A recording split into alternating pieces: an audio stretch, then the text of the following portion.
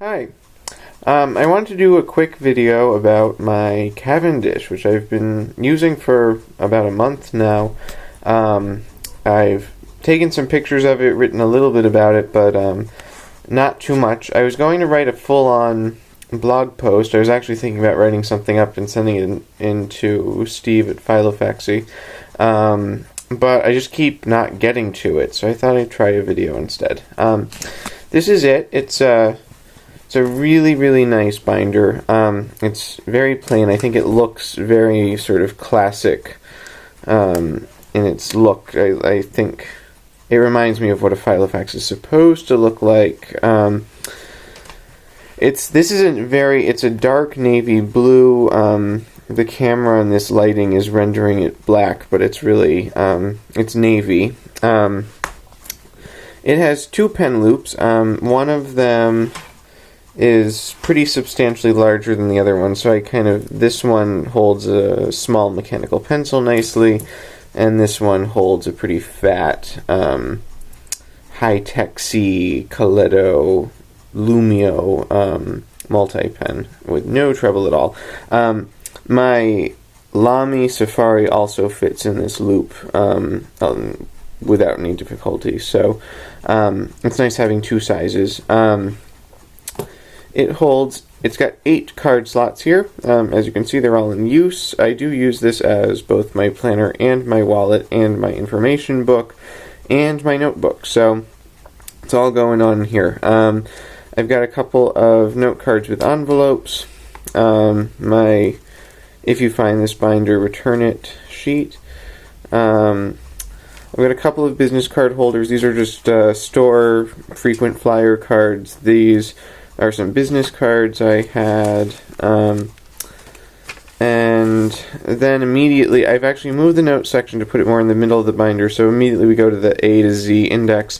And this is where I index my, I file away all of my notes. And that works really well. It's very easy to find what I need. It's very flexible. I can add almost anything to this and just file it away where in the appropriate space. I think I'm going to have a cat come visit. Hey, Zeke. Anyway, see what else have I done here.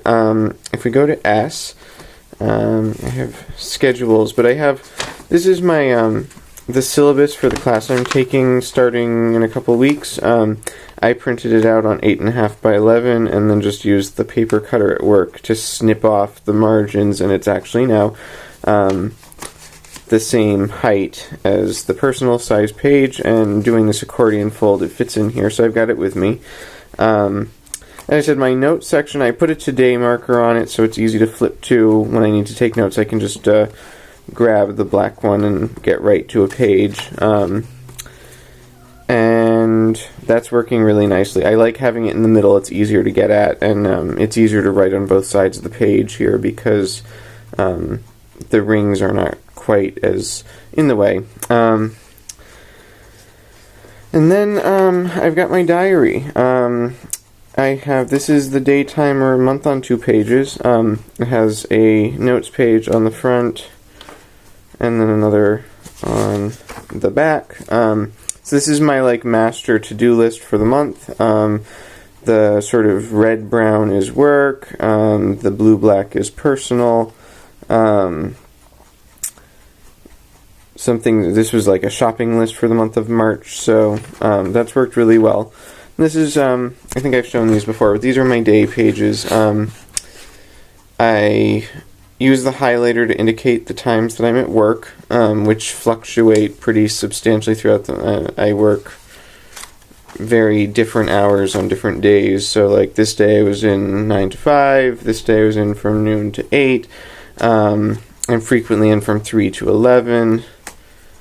Since this doesn't go up to 11, I just sort of let it go past the timed entries.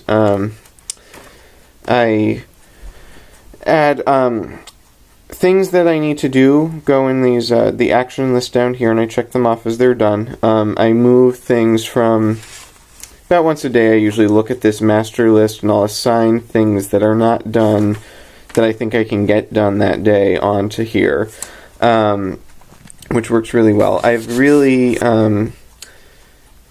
since I started using these a lot, I've really embraced the pencil, and I've got it, I've been using the pencil definitely for these month views, because that is a lot of stuff that changes, but I'm writing a lot of stuff in pencil, and even to do things in pencil, so that if my priorities change or something, I can easily adjust.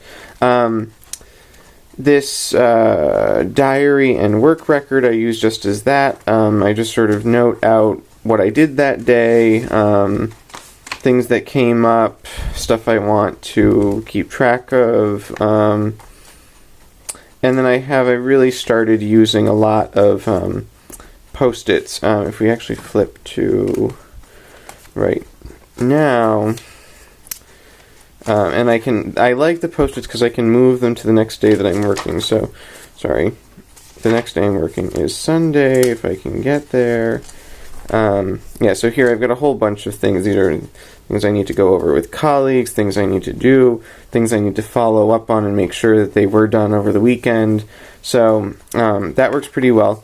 The other thing, if we flip back here, I've been using those funny little flags that I got with the Filofax sticky insert to write things that need to get done that day that aren't really my responsibility. They're things that I want either employees I supervise to do or colleagues to do. So I write it on there, I stick it on, and when I've actually dealt with it, I can take it off because it's not really my workflow. I just want to make sure that it is getting done, and I want to remember to tell people to do it. So I have all of March and all of April in here, no problem.